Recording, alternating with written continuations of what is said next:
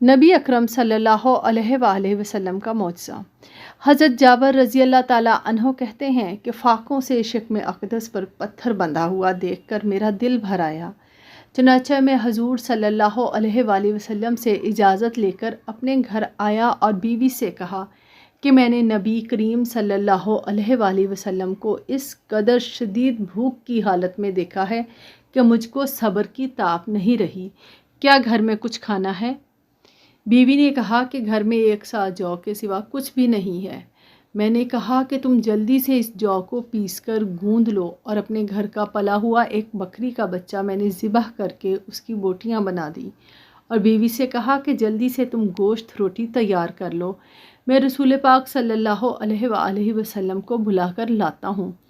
چلتے وقت بیوی نے کہا دیکھنا، صرف حضور پاک صلی اللہ علیہ وآلہ وسلم اور چند ہی اصحاب کو ساتھ میں لانا، کھانا کم ہی ہے، دیکھو مجھے رسوا مت کر دینا۔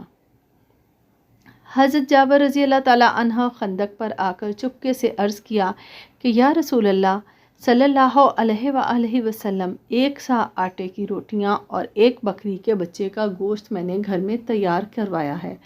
لہٰذا آپ صلی اللہ علیہ وآلہ وسلم صرف چند اشخاص کے ساتھ چل کر تناول فرما لیں۔ یہ سن کر رسول پاک صلی اللہ علیہ وآلہ وسلم نے فرمایا، اے خندق والو، جابر نے دعوت عام دی ہے، لہٰذا سب لوگ ان کے گھر پر چل کر کھانا کھا لیں۔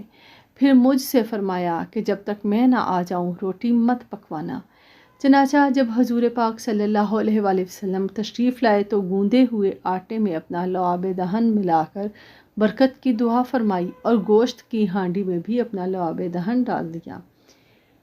پھر روٹی پکانے کا حکم دیا اور یہ فرمایا کہ ہانڈی چولہے سے نہ اتاری جائے۔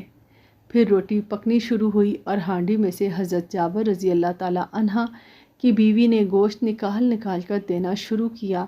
1000 آدمیوں نے آسودہ ہو کر کھانا کھا لیا، مگر گوندا ہوا آٹا جتنا پہلے تھا اتنا ہی رہ گیا، اور ہانڈی چولہے پر بدستور جوش مارتی رہی۔